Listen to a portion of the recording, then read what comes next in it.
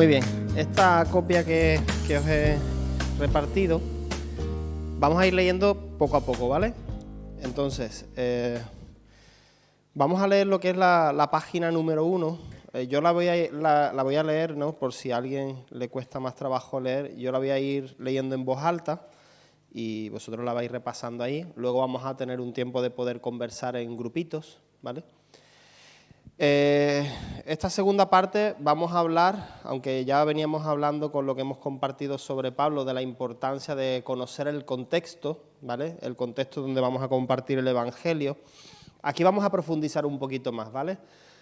Acerca de la cosmovisión. La cosmovisión, en pocas palabras, es la manera en que una persona ve el mundo, ¿vale? Y esto es más profundo de lo que pensamos, porque de ahí, de cómo yo veo el mundo, según lo que me han inculcado, según el contexto donde yo me he criado, de ahí nacen valores, de ahí nacen conductas, y a veces estamos chocando con las personas porque no estamos acertando a llegar a su cosmovisión, no estamos compartiendo el mensaje al nivel de su cosmovisión, y entonces puede estar o pasando por arriba el mensaje sin que la persona llegue a entenderlo, o también puede ocurrir que la persona simplemente malinterpreta y tuerce el mensaje y lo relaciona con su manera de ver las cosas.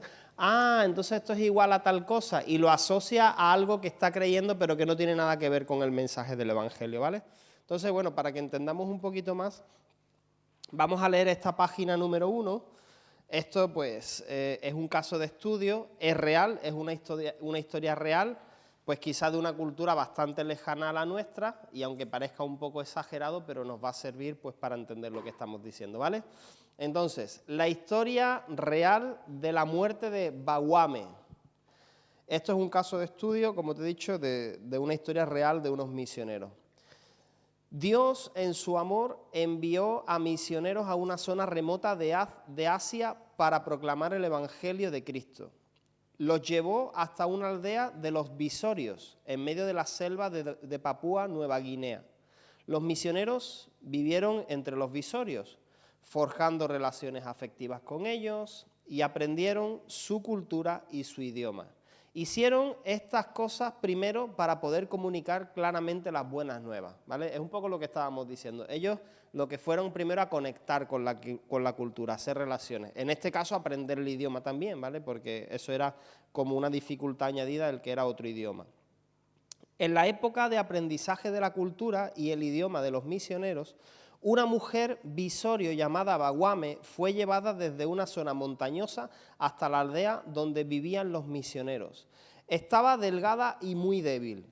A los misioneros se les rompió el corazón de tristeza y preocupación. Después de consultar con obreros que eran médicos, oraron por ella y la cuidaron. Le suministraron medicamentos contra la malaria y le dieron alimentos y agua potable. La familia de Bawame permitió que ella y 2 familiares se quedaran en la casa de los misioneros para que pudieran recibir los cuidados constantes que necesitaban.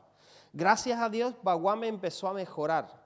Luego, sin que los misioneros lo supieran, su tío Asebe apareció y se llevó a Bawame a la selva para ofrecer sacrificios a los ancestros y así lograr su sanidad.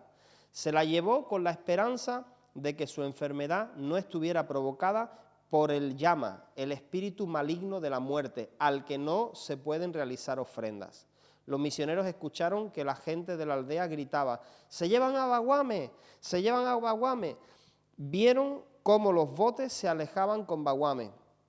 Aunque claramente había comenzado a mejorar, todavía estaba frágil y necesitaba más medicamentos y cuidados. Los misioneros gritaron: por favor, Asebe, no te lleves a Bawame todavía.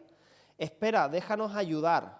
Asebe no miró hacia atrás, simplemente siguió remando río arriba y se adentró en la selva. Bawame murió poco tiempo después en un lugar solitario y distante, sin haber escuchado nunca el Evangelio de Cristo.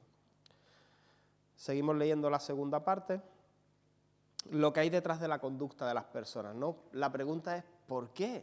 O sea, ¿por qué su tío?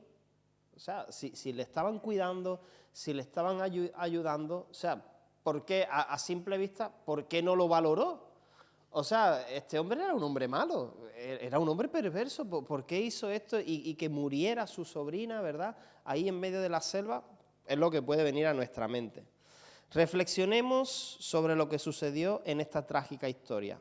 ¿Por qué Hasebe se comportó de una manera y los misioneros de otra? Los misioneros oraron al Señor para que la sanara. Llamaron a los médicos y le dieron medicamentos, comida saludable y agua potable. Incluso invitaron a parte de su familia a que se quedara en su hogar mientras Bawame sanaba. O sea, los misioneros hicieron todo lo que vieron que era lo mejor, ¿verdad? Sin embargo, Hasebe, el tío de Bawame, también estaba muy preocupado por Bawame. O sea, no es que él era un hombre malo ni nada por el estilo. Sacó a Bawame de la casa de los misioneros y se la llevó a un poblado pequeño en la selva. Allí ofreció religiosamente sacrificios a los espíritus de los ancestros muertos con la esperanza de lograr su sanidad. Tanto Hasebe como los misioneros querían cuidar a Bawame, pero tomaron diferentes medidas para hacerlo. ¿Por qué fueron tan opuestas sus conductas? Porque en un nivel fundamental, Hasebe tenía una visión de la vida que difería mucho de la de los misioneros. Lo que cada uno de ellos creía sobre la naturaleza de la realidad que estaban viviendo influenciaba en gran medida, de cómo veían la vida y sus acciones consiguientes. O sea, cómo ellos estaban viendo la realidad que tenían delante en base a su cosmovisión, les llevaba a tomar las acciones que pensaban que eran las mejores, ¿vale? Este es un punto crucial. Lo que la gente cree sobre la naturaleza de la realidad, es decir, su cosmovisión, su manera de ver el mundo, las gafas con las que mira el mundo, eso afecta a la manera en que interpretan y se relacionan con todos los aspectos de la vida. De hecho, puede ser una cuestión de vida o muerte, como fue este caso. Influye en sus emociones y conductas observables. Por lo tanto, comprender la cosmovisión es extremadamente importante, ¿vale? Pasamos a la siguiente página.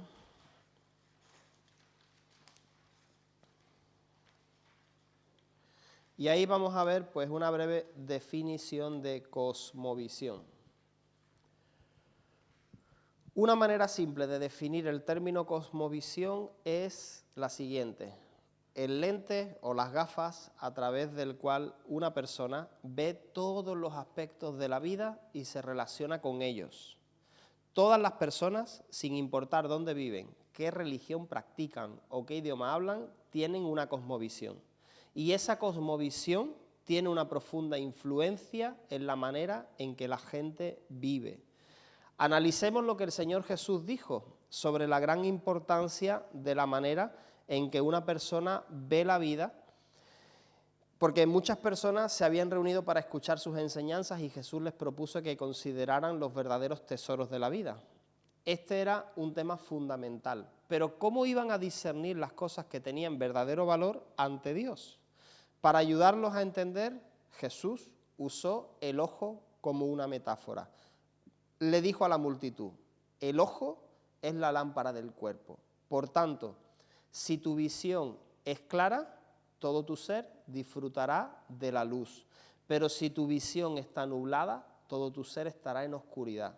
Si la luz que hay en ti es oscuridad, si la cosmovisión que hay en ti está torcida, es oscuridad, qué densa será esa oscuridad. Eso está en Mateo 6, del 22 al 23. Eso está en la Nueva Versión Internacional, ¿vale?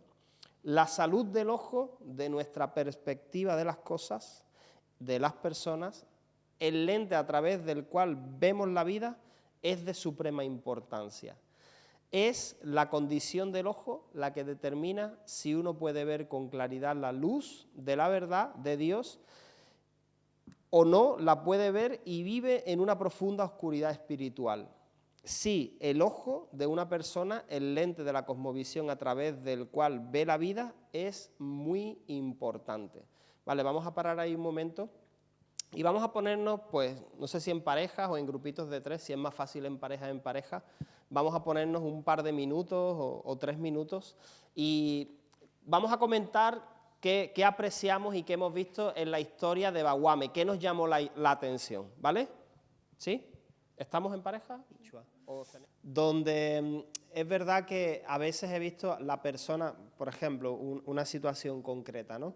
En el tema de querer celebrar un matrimonio entre una chica muy joven y un chico muy joven, y el chico maltrataba a las chicas, y al final pues vienen buscando ayuda, no están casados, y se les ayuda a los dos, pero el chico decide irse por su lado y la chica queda con nosotros, ¿no? Con mi esposa, conmigo y con una comunidad de creyentes. Entonces, a la final, la propia familia de la chica la engaña para que vaya a su casa, porque la chica vivía con nosotros, para que vaya a su casa y lo que le tienen preparado es una reunión familiar con el chico, porque la familia se pone del lado del chico que maltrata a su hija, tú imagínate, ¿vale? Y entonces le dan una paliza con varillas de hierro a la chica y le obligan a encerrarse en una habitación con el chico, ¿vale? Entonces, ¿cómo ves tú a la familia de ella? Pues la verdad que en ese momento, estando nosotros ahí, les vemos como gente terrible, enemigos, son malos, ¿me entiendes? Pero en el fondo ellos están actuando movidos por una cosmovisión, porque es una deshonra que habiendo convivido juntos y habiendo dormido juntos, que la chica ahora se separe. ¿Cómo va a ser eso? Y aparte, pues si hay es una mentalidad, una cosmovisión machista, ¿vale? Donde no, pero es que tú tienes que estar cuidando de tu esposo, ¿vale? Y, y da igual si parte de la familia de ella se llamaba creyente, o sea, porque parte de la familia de ella decía que era cristiana, ¿vale? Entonces, para ellos pesa más que es una deshonra, que es vergonzoso, que ella está teniendo una conducta que está mal, que deshonra a la cultura y a los padres, y eso está terrible, ¿entiendes? Entonces pueden llegar a una agresión para hacerla entrar en razón. Hoy en día, pues esa chica está casada con este chico, tiene hijos y tal, vale, y ahora ya lo ha aceptado con resignación, y aparentemente, pues sí, son una pareja, pero ¿cómo ha comenzado esa relación? Imagínate, o sea, a la fuerza. Entonces, tú date cuenta, ¿por qué digo esto? Porque aunque somos misioneros, pero si tú no comprendes la cosmovisión, y con eso no estamos justificando, ¿verdad? Pero tú te das cuenta, tú no luchas con una persona mala, no es un ataque del diablo. O sea, claro, el diablo está en todo lo que involucra la cosmovisión, pero, o sea, tú estás luchando contra una cosmovisión arraigada en la vida de este pueblo. O sea, y luchas contra fortalezas, o sea, de generaciones y generaciones. Y tienen que llegar a comprender, o sea, tendrían que llegar a comprender esta familia, porque literalmente a mí me trajeron a un pastor indígena a decirme, no, es que usted está mal, diciéndome a mí, usted está mal, usted predica falsa doctrina, porque ellos ya son una sola carne, ellos ya han estado juntos y no estaban ni casados. Y yo me quedaba a cuadros como diciendo, en la Biblia eso se llama fornicación. O sea, y tú imagínate lo que involucra la cosmovisión. ¿Desde qué perspectiva nosotros lo vemos, ¿no? Estando ahí. Entonces, ¿cuál es la clave? La clave es, vale, ¿a qué me estoy enfrentando yo? O sea, ¿a qué me estoy enfrentando y cuál es la manera de pensar?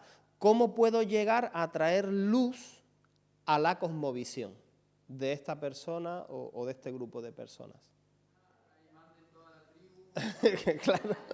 Eso no va a cambiar, pero el punto, o sea, nosotros lo tenemos claro, pero el punto es cómo hacemos entender, cómo podemos hacer entender, ¿no? O sea, porque si no es como estar luchando contra algo irracional, porque al final es un punto de enemistad continua, ¿no? O sea, y el punto nuestro como creyentes es que tenemos que llegar a, espérate, ¿cómo piensa esta gente?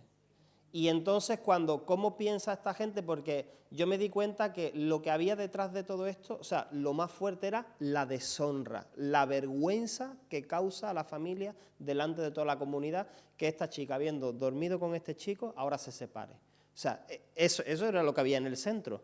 Y entonces, por no pasar esa deshonra, que es algo terrible, y esa vergüenza, entonces, si hace falta, le mato a mi hija y le pego. O sea, para que, si te das cuenta.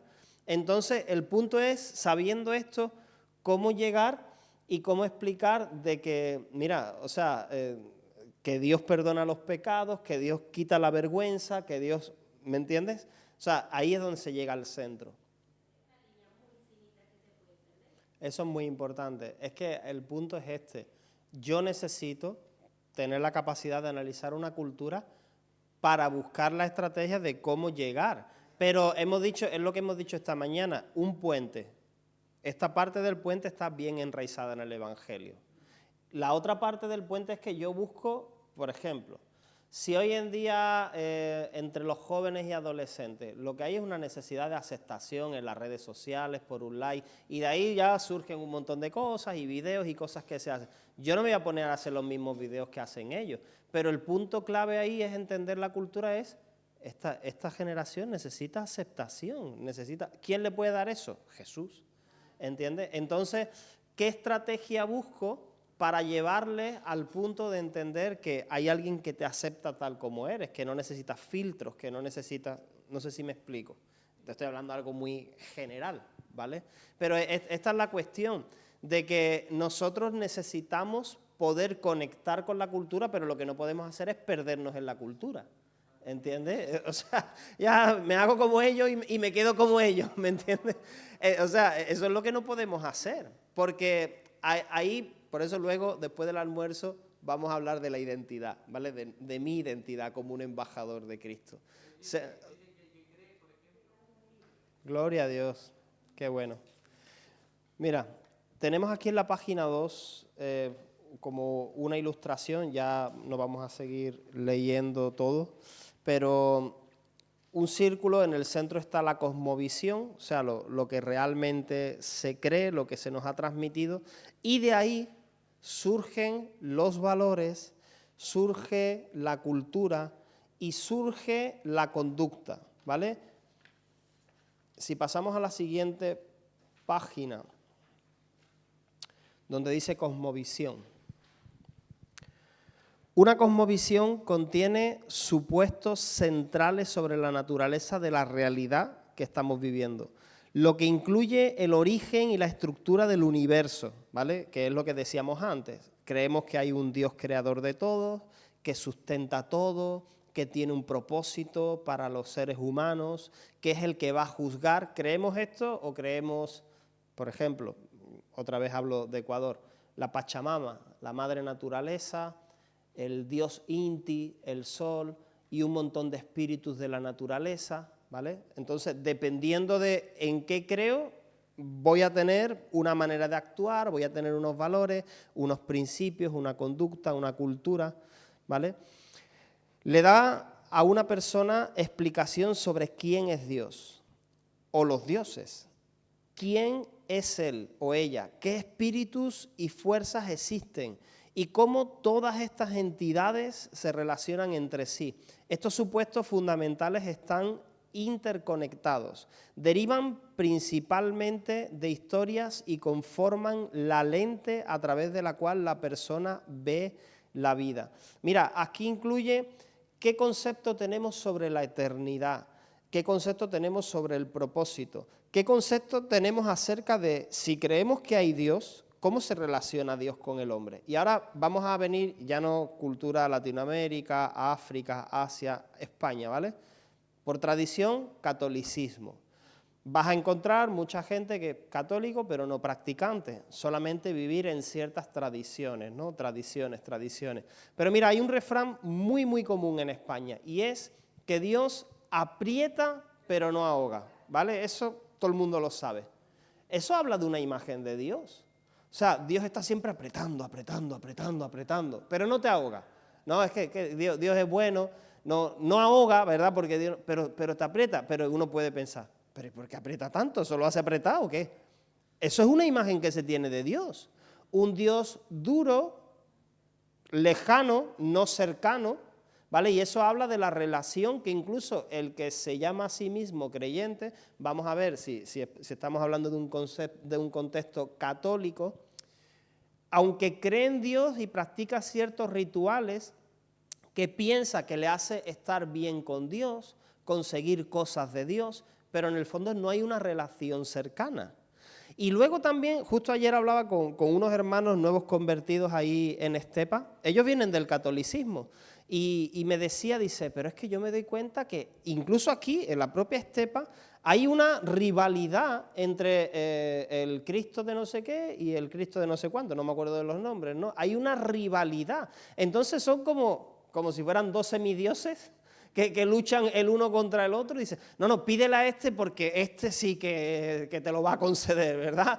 Y el otro, y entonces es como a ver quién tiene más poder, a ver quién concede más milagros, y entonces tú te das cuenta que ahí ya, aunque se habla de Cristo y se habla de Jesús, pero lo que se habla de ese Jesús es, ¿has visto el manto nuevo que le han comprado, que está puesto ahí? Que, eso ha costado no sé qué.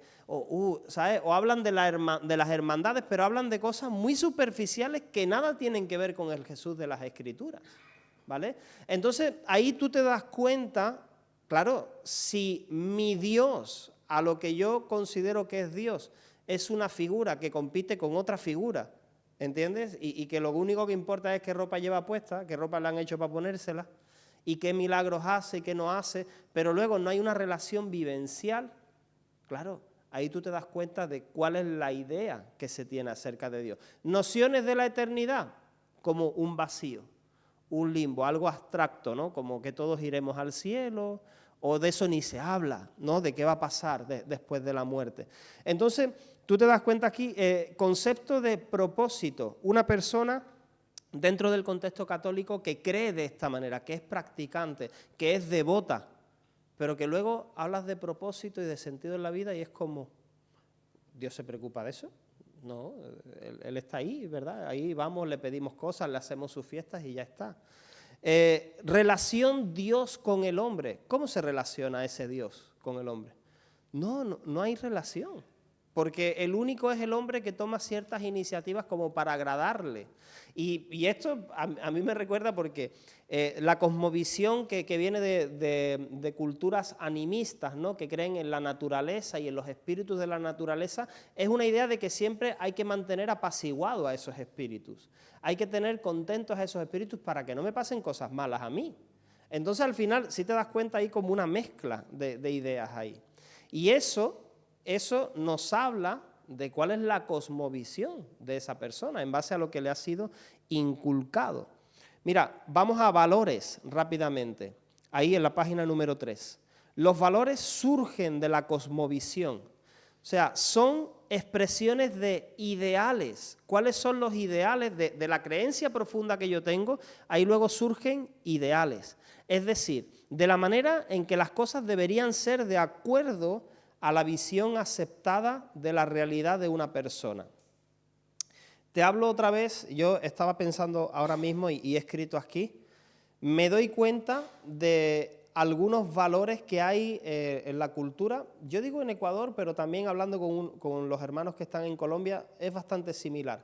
Por ejemplo, entre el pueblo hay una idea de resignación. La vida es dura, aquí hay que tirarle como sea, nosotros somos pobres, esto es lo que nos ha tocado, resignación. O sea, no que, bueno, pues, sino así, ¿no? Como con una continua resignación. Tú tienes que echar pellejo duro, ¿verdad? Porque la vida te va a dar palos. Y entonces eso es una idea, eso es un valor en medio de la cultura, ¿vale? El sufrimiento, ¿no? Como parece que uno ha venido al mundo a sufrir. Y entonces aprendes a vivir con el sufrimiento y a reírte del sufrimiento, ¿vale? Eso forma parte de una cultura. El sentido de injusticia, porque parece que toda figura de autoridad es corrupta, está rota, lo que viene es a robarme, a aprovecharse. Entonces, un sentido siempre de injusticia hacia la autoridad. Pero ojo, que eso es en una cosmovisión, pero luego, ¿cómo veo a Dios? ¿Cómo veo a Dios en base a mi cosmovisión? Luego, por otro lado, hay un concepto muy fuerte, muy arraigado de patriotismo. El pueblo, la patria, el famoso refrán, el que no quiere a su patria, no quiere a su madre. El que no quiere a su patria, no quiere a su madre. Eso está arraigado en el corazón, porque la patria significa el pueblo unido, ¿verdad? Que jamás será vencido. Proteger la naturaleza, si viene de una cosmovisión, ¿no? Que se cree que los espíritus al final es como, no, el agua que no me la toquen, el no sé qué. Tú te das cuenta, ¿no? Esos son valores que surgen de una cosmovisión. Y de ahí se van estructurando los sistemas socioculturales, un poquito más abajo. Los sistemas e instituciones socioculturales se desarrollan a partir de los valores y la cosmovisión. Ninguna sociedad organizada puede existir sin ellos.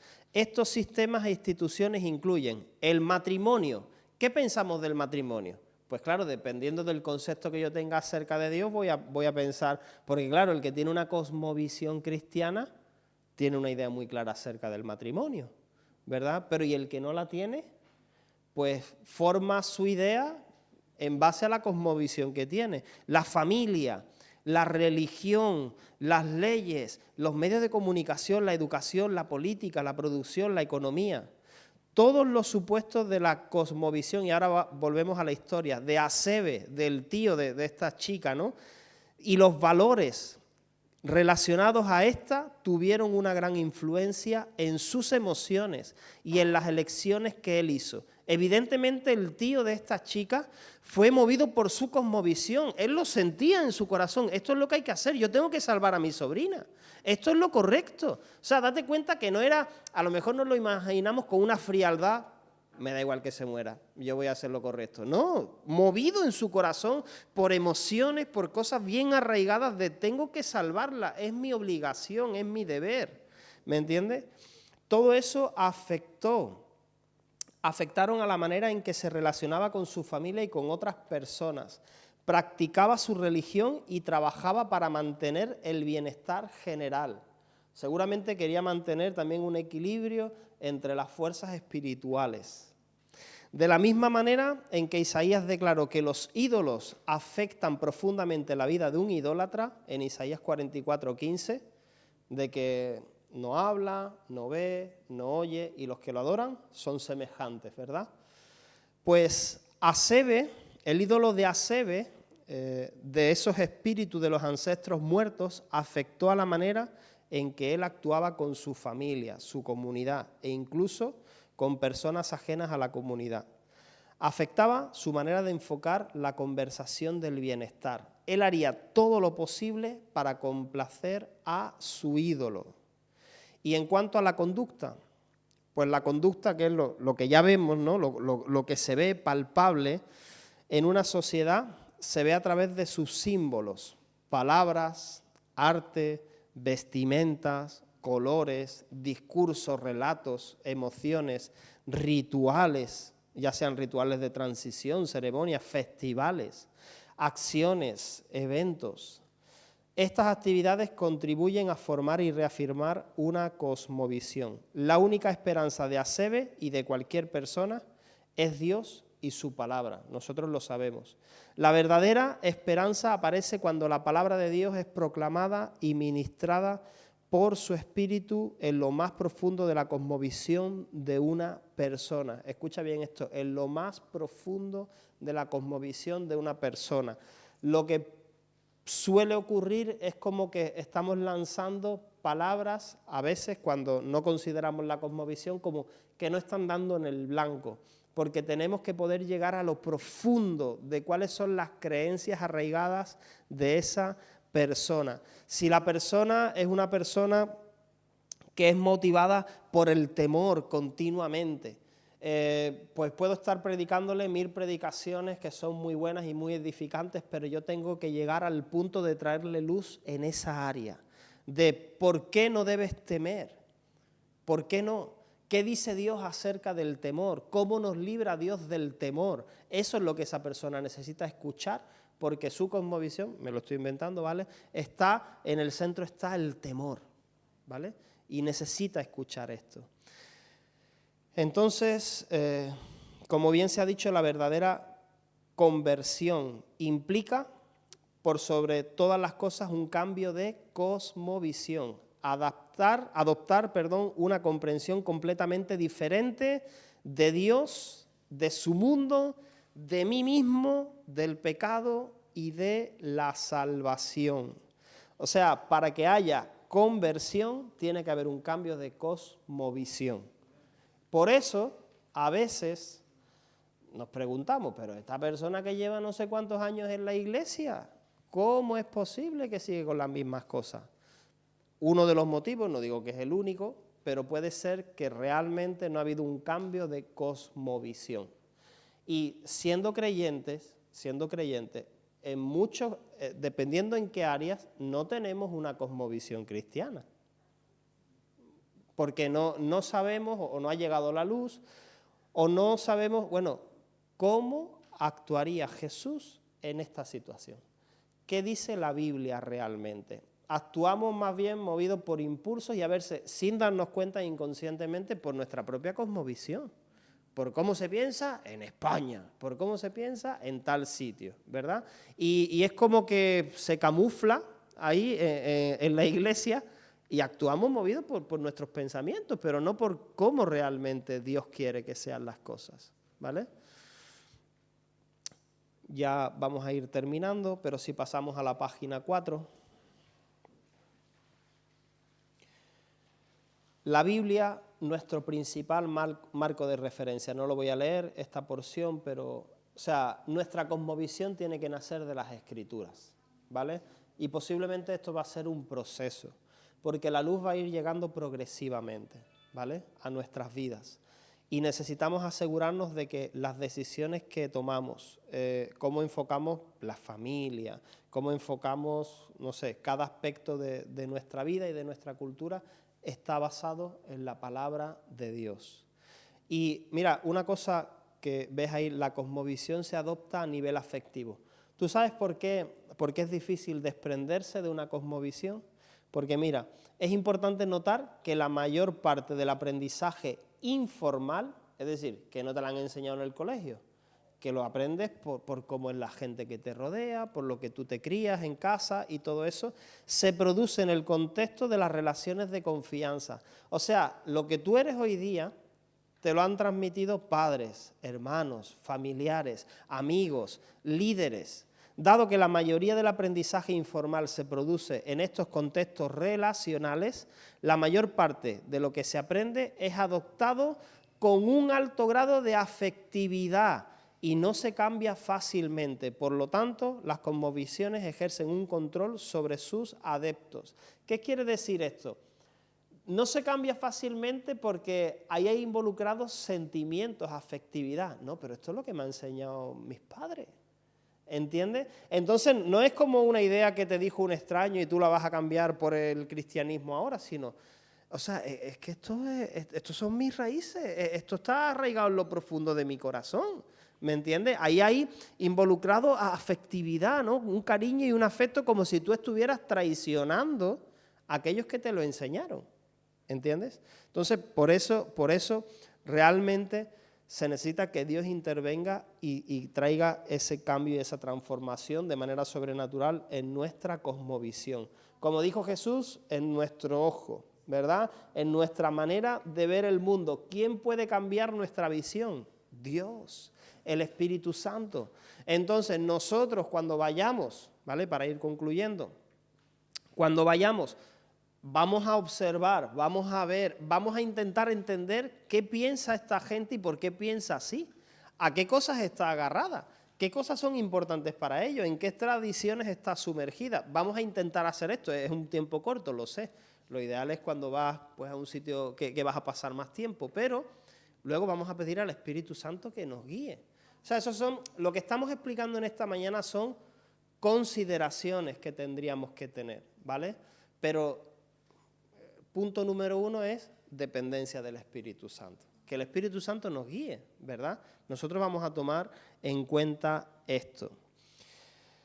Entonces, ahora eso ya os lo dejo para que lo leáis. Ejemplos de no tomar en cuenta la cosmovisión de quienes se va a evangelizar. Pues ahí vas a ver algunos ejemplos, ¿vale? y el ejemplo transcultural del pueblo visorio, que es la historia que estábamos leyendo. Pero yo, para terminar, sí te digo algo. Luego en la página 6, eso si quieres lo miramos luego, después del almuerzo, pero hay una cosa que puede ocurrir cuando no se considera la cosmovisión, y es algo que se llama sincretismo. Sincretismo es una mezcla, ¿vale? Es como que, te pongo un ejemplo, en la Amazonía ecuatoriana, pues hay una de las etnias, son los Shuar, y ellos tienen como un espíritu a quienes ellos adoran, que se llama Arután. Arután. Arután para ellos no es un dios creador o un espíritu creador, pero es como básicamente a quien adoran, porque es el de la fertilidad, lo adoran en las cascadas, las mujeres van ahí para supuestamente pues recibir de parte de Arután fertilidad y demás. Entonces, cuando llegaron los misioneros católicos hace años, ellos tradujeron la Biblia, fueron de los primeros que tradujeron la Biblia al idioma Shuar. Y en lugar de Jehová o Dios pusieron Arután. Y eso lo que trajo es un sincretismo. ¿Por qué? Porque ellos relacionaron que, entonces Jehová es Arután. Entonces relacionan al Dios creador de todo con su Arután. Y ahí está habiendo un reduccionismo. ¿Me entiendes? Porque resulta que Arután no es creador de todo. Es el Dios de las cascadas y de la fertilidad.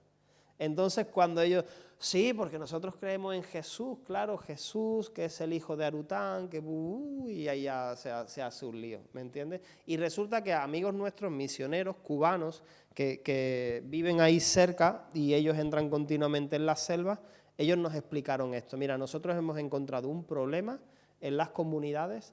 ¿Por qué? Porque ellos te dicen que sí, que son cristianos, pero en el fondo están adorando a Arután. O sea, sino que ahora van a las cascadas y dicen, este es Jehová Dios, ¿entiendes? Entonces, ¿qué pasa? En nuestro contexto vamos a hablar nuevamente de los pueblos, del catolicismo.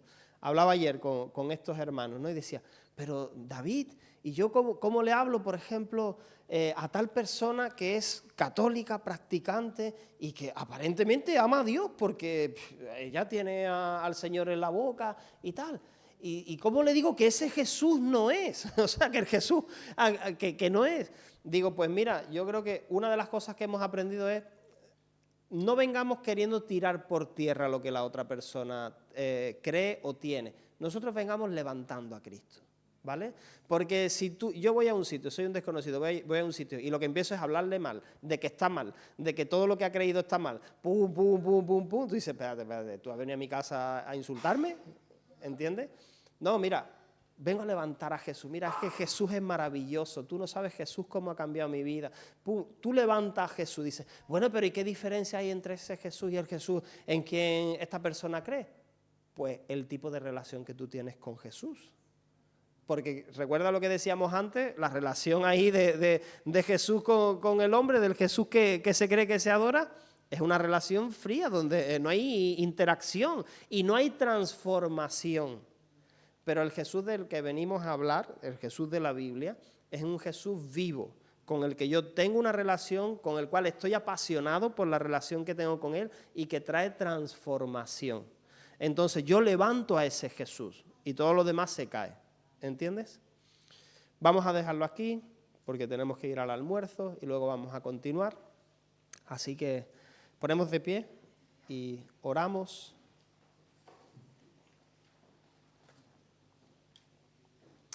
Señor, te damos gracias, Señor, y gracias porque al menos en algunos aspectos, Señor, tú has venido a transformar nuestra cosmovisión, tú nos has traído luz, tú has hecho que nuestro ojo esté lleno de luz, nuestra perspectiva del mundo, Señor, de la creación, de cada aspecto de la sociedad, Señor. Estamos muy agradecidos, Señor. Ayúdanos, Señor, y sigue alumbrándonos, Señor, y aquellas áreas donde todavía necesitamos, Señor. Dios mío, sigue obrando, sigue trabajando. Pero también danos sabiduría. Toda esta mañana hemos estado hablando de poder discernir, de entender, de conectar, Señor. Que podamos analizar, Señor, la cosmovisión de otras personas, para que podamos dar en el blanco, Señor, para que podamos traer luz ahí donde lo necesitan, Señor, para que no caigamos en juicios, Señor, en estar juzgando a otros, pensando que son duros, que no quieren saber nada, Señor, sino ayúdanos, Señor, a ponernos al nivel que ellos necesitan y traerles tu palabra, tu mensaje, Señor, y que cada uno pueda escoger, seguirte, recibir esas buenas nuevas, Señor. En el nombre poderoso de Jesús. Desde ya oramos, Señor, por esos lugares donde vamos a ir, Señor. Ve preparando tú el terreno, Señor. En el nombre poderoso de Jesús. Amén.